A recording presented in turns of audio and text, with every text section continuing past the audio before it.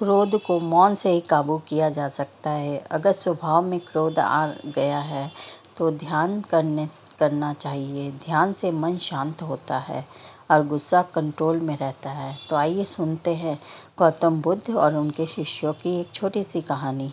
एक दिन गौतम बुद्ध अपने शिष्यों के साथ एकदम शांत बैठे हुए थे। उन्हें इस प्रकार बैठे हुए देखकर शिष्य चिंतित हुए कि कहीं वे अस्वस्थ तो नहीं हैं। एक शिष्य ने उनसे पूछा कि आज वे मौन क्यों बैठे हैं, क्या शिष्यों से कोई गलती हो गई है। इसी बीच एक अन्य शिष्य ने पूछा क्या वे अस्वस्थ है, पर बुद्ध मौन रहे। तभी कुछ दूर खड़ा व्यक्ति जोर से चिल्लाया, आप मुझे सभा में बैठने की अनुमति क्यों नहीं दी गई है।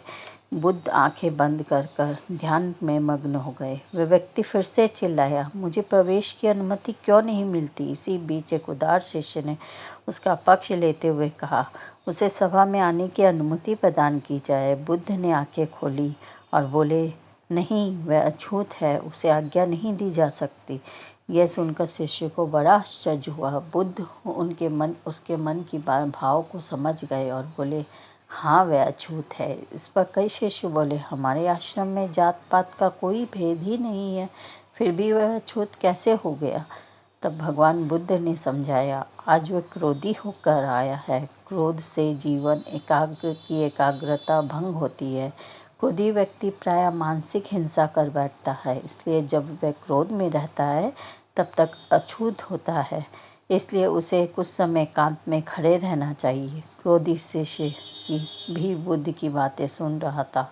पश्चाताप की अग्नि में तप कर वह समझ चुका था कि अहिंसा ही मनुष्य का महान कर्तव्य परम धर्म है।